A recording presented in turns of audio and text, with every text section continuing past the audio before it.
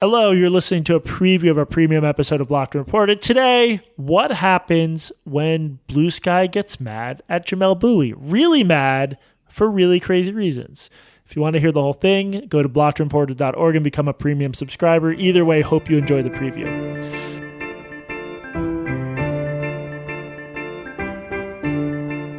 Jesse, do you have a way you want to start this one? Yeah, do you want to talk about the weather with me?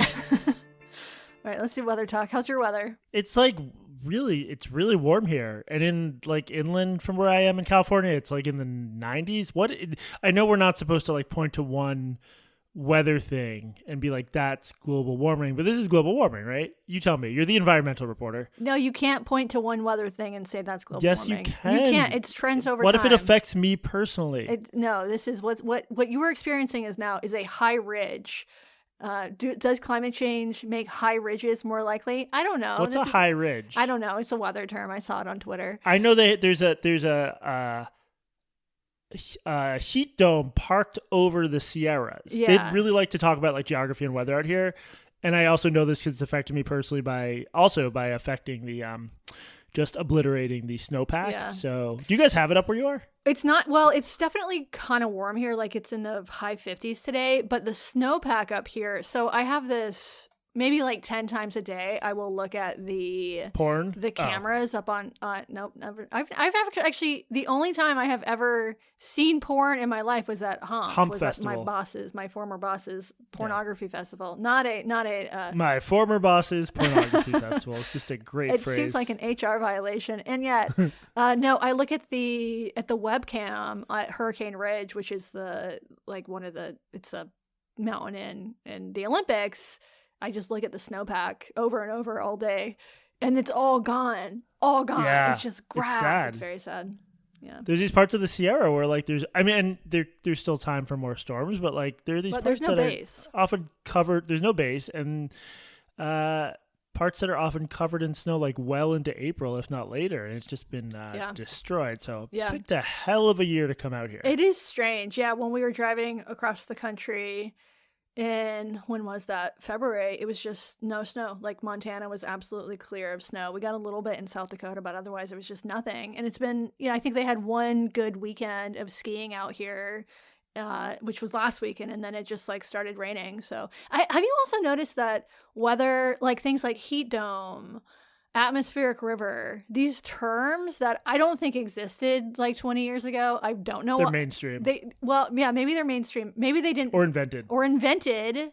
Big weather is trying to make things more dramatic than they necessarily are. I was trying to, like, I would like to ski. I've basically not been able to ski because of all this.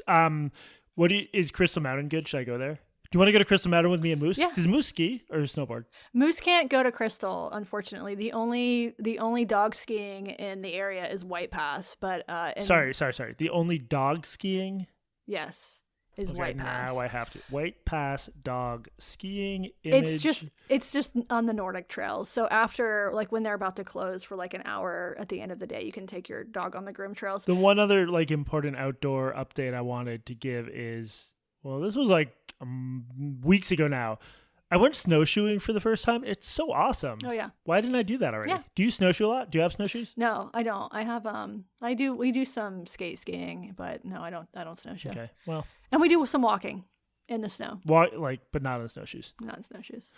Okay, so now we're going to talk about Lindy West's latest follow-up piece, right? No, we're gonna have to wait on this. So there is more to be said about Lindy West. She's trending. She's still trending, which is good for her because she needs the money to float her throuple. She said that in a Slate interview. Did you see this Slate interview? Yeah, if I read like one thing about this, that's just my day in terms of like my brain. Yeah. It breaks my brain. So no, I have not like read everything. So, but she did. Oh wait, I'm sorry. This was on What's Her Name went to profile her. I think I read the first part of that. Sachi Cole. So okay, because the journey to visit Lindy West is much like the journey to visit you, as I've mentioned. Yeah. Yeah. Okay. Here's the thing. Okay, we're not actually talking about this right now. We're going to talk about this on the next. No, we're not talking about it now. This isn't real. But I'm going to complain about one thing. Mm-hmm. So.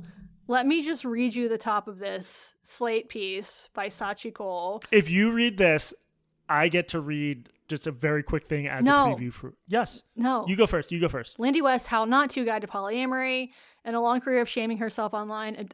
Not shaming, sharing herself online. Adult Braces is West's most human memoir yet. Interesting. Okay, so here's the top. It takes one cross-country plane, a train, a ferry, then another hour or so by car to reach the writer Lindy West. I had read plenty about how remote her home is, but only by sitting shotgun with West and her girlfriend's Marin Hyundai Elantra. Elantra, is that how you say that? I don't speak Japanese, Korean. Did I understand how far she was from even a gas station? When I had asked weeks before my arrival if I could take an Uber to her house on Bainbridge Island, Washington from Seattle's Amtrak station, she laughed at me. Okay. First of all, Bainbridge Island, Washington is not remote. You've been there, Jesse. Yeah. It is pretty remote. Like you can no, you can literally walk. You can travel from Bainbridge Island to Seattle to the SeaTac airport mostly by foot. So you take the light rail. No, Amtrak has nothing to do with this. I don't know why she fucking mentioned Amtrak. The correct passage if you were going to Bainbridge would be you go from SeaTac to the light rail, you walk onto the light rail, you take the light rail to Pioneer Square Station, you walk to the ferry, you walk onto the ferry, and then bam, 30 minutes later, you're on Bainbridge. This is not remote by any means. It's probably easier to get to Bainbridge Island than it is to get to Brooklyn from whatever airports you have in New York. Second of all... Oh, there's another thing? Lindy West doesn't live on Bainbridge Island. She doesn't even live close to Bainbridge Island. Where does she live? What's her address if you're going to talk to a baby? I found it really quickly. It was like extremely easy to find. It's not, she lives like out where I live. She doesn't live near Bainbridge Island. Her place is remote. It is true. I found the address and then I figured out how far it is to a gas station. It's literally 30 minutes to the closest gas station, but it's nowhere near Bainbridge Island. She is in Jefferson County. This is Jefferson County erasure. I won't stand for it. Okay, what was your thing? We're going to talk about her butt news response. This is her to some of the Substack. criticism. We're going to talk about that, I guess, next episode. But there's so much to say. I just want to read this. His full name, Ahamafule, is that the name? Mm-hmm. So her complaint is like, I wrote this thing about how shitty and embarrassing my life is, and everyone's making fun of my family that I chose to hold up for public scrutiny. I don't even think people are making fun of it. They're like concerned about her. They feel bad for her. Yeah, like, do you need to be rescued? So this is about Ahamafule, I think, her husband, or can I say husband? Yeah, they're married. He just has a girlfriend. No, I know, but like he's not. I guess he goes by they. Oh. So he's not a husband. The husband? The husband. So this is the part I have concerns about. Even though Aham is non-binary, they do all the man things around the house. They chop wood, clean gutters, dig holes, carry mattresses, throw the frisbee for the dog, catch bats in a big Looney Tunes net when they get in the house, pull dead rats out of the crawl space. That is a man thing. Throwing frisbee for the dog. Girls cannot do frisbee. Girls can throw chuckets, but girls cannot do frisbee. Aham is very smart and very emotional, very sensitive. Aham tries to have the difficult conversations. Aham is neurodivergent. Aham is always learning. So the first part of that was all man things, and the second part being, wait, read it again. Aham is very smart and very emotional and very sensitive. Aham tries to have the difficult... Okay, so being very smart, emotional, and observant and trying to have the difficult conversations, those are women things. So that's what makes him non-binary, is he throws the frisbee for the dog and he tries to have hard conversations. I think the perfect male-female dichotomy. I think like there's got to be some push-pull with some of this stuff where like well, you know, if someone wants to be called they, they'll be called they. But like, somewhat. Even though Aham is non-binary, they do all the man things around the house. This is like and fucking two women. Also, that's the man thing. Even among ardent believers in these ideas about gender identity, isn't there a certain point at which like just stolen valor comes in? This is a male person who is married to two women, who just like is a guy by terms we used to understand. No, Jesse, it's queer for a man to have two women is queer. Right. Also, he identifies as queer. Yes. Yeah. It's very queer for a man to have queer. Joseph Smith was very queer. Queer. Osama bin Laden. Osama bin Laden did have like a little bit of a gay thing going. He wore dresses. Yeah. Okay, well, we'll have a lot more to talk about this soon. But she's doing a good job of getting attention. She is, and she needs the money because that was the thing. One of the things she said in the Sachi Cole interview was that she was hoping that the book would float the trio for the next couple years. Anyway, before we get into whatever we're going to talk about today, I just wanted to ask you about this. We haven't talked about this in a while. You wrote this piece for the New York Times a couple weeks ago. Was it a couple weeks ago? Me in the Times? Oh, right. I did. How is the response to that? Emails overwhelmingly positive among like Skeet's overwhelmingly negative. Well, I was going to get there. Among if you look in the comment section, which is surely significantly far to the left of the American public, also sort of overwhelming support, although some pushback, and they let me respond to articles, comments, which I appreciated. On Bluesky, obviously people are furious because the reason they're furious is I lied. Katie, I lied. Oh, what did you lie about? You did that in the New York Times? I lied in the New York Times. I don't know. I've read the article. They didn't tell you? By a certain, I guess is a hashtag say her name situation, Erin Reed. Oh, yeah. Saying I lied. I've read it several times now in search of the thing I lied about, and I can't find it. Really? I don't know. Huh. Yeah. Which seems, it's bad because like there's this thing hanging over me of I apparently, because lying is intentional. You can't lie accidentally. I lied, and I can't even figure out what I lied about. I'm just going to check really quick and see how many subscribers she has on Substack. Oh, she has a shitload. She is a huge influencer, and the sad, well, in her, I looked briefly, and like in her comments, I do think there's a significant number of like parents of trans kids who I think are in like a scary situation right now. But I think they've unfortunately found a source that will just reinforce a lot of prior beliefs that maybe aren't great to have.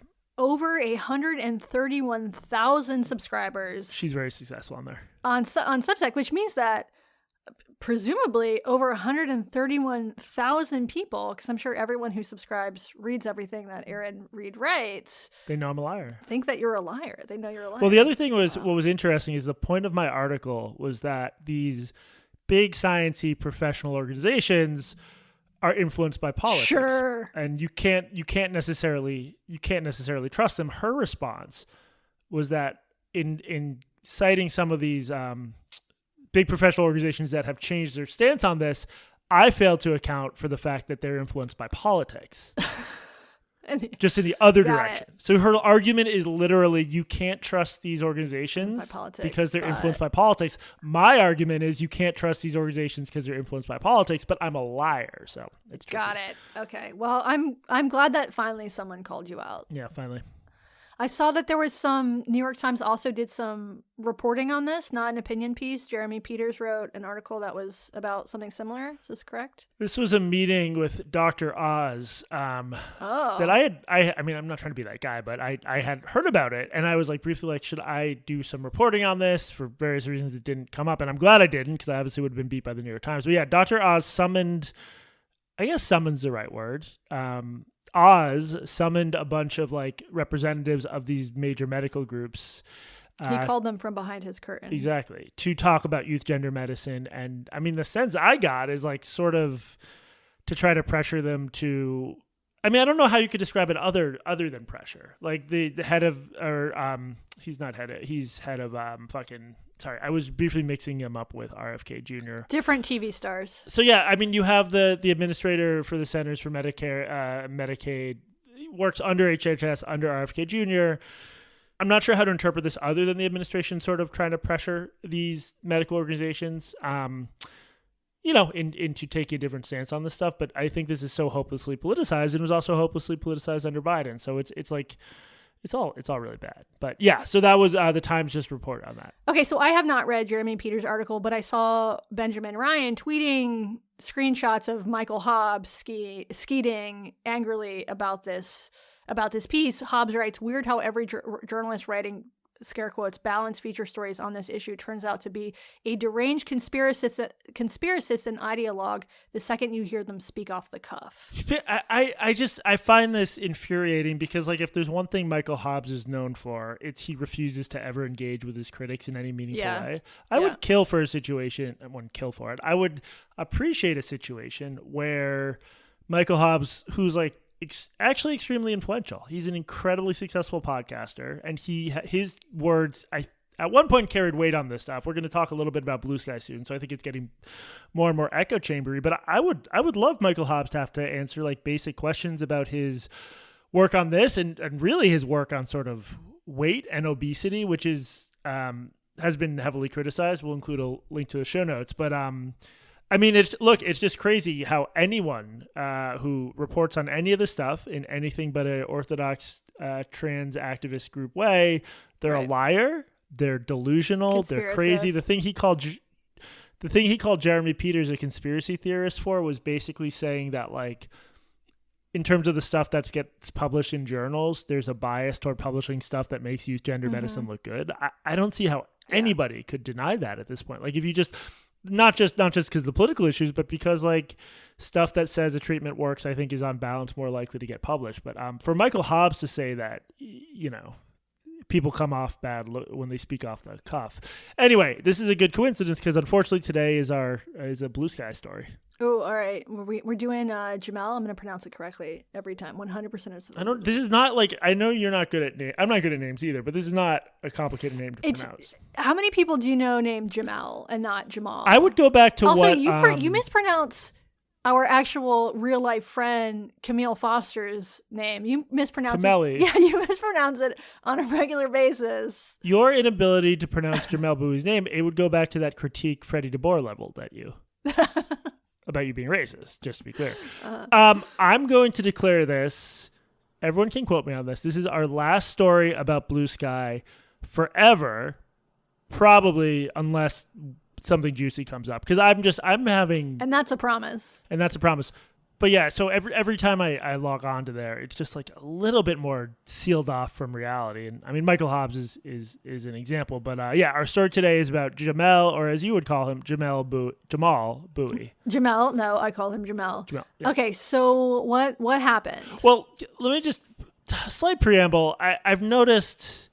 Sometimes if you post crazy shit about Bluesky, people are like, what about Twitter? What about Twitter, Jesse? There are Nazis on Twitter. And I feel like you and I have done a sufficient job acknowledging that there are Nazis on X. We've done multiple segments on Captive Dreamer. Yeah, our favorite friend of the pod. Are there Nazis on Bluesky? I think Nazis should go to Bluesky. That would be amazing. Just send because eventually we need to settle on one just normal social media platform. I mean, we don't need to. They should just all die. I think there should be an exchange program where, like, the most, like, woke, trigender, purple-haired, woke skull. Yeah. Aham has to go on Twitter. They come to Twitter. Yeah. And then we send them Captive Dreamer. X has Nazis, but I just think it has, like, beyond Nazis, sort of the full range of opinion on every issue. If you post something crazy on X, you will be exposed to people telling you why it's crazy, for better or worse. Bluesky is both extremely politically homogenous, and it also has insane blocking norms that make it hard for people to see outside viewpoints. I think sealing the place off from outside viewpoints is actually part of the point, because people feel like threatened by being disagreed with. Yes. And they left because, like, in a fit of rage, because they didn't like Elon Musk and they didn't like the new enforcement policies when he brought back people like, well, a lot of people. Yeah. Some of whom are horrible. Yes. Yeah. But like on Bluesky, if you follow Matt Iglesias on Bluesky, you'll get immediately added to a bunch of block lists. So Matt Iglesias is not a Nazi. That's interesting.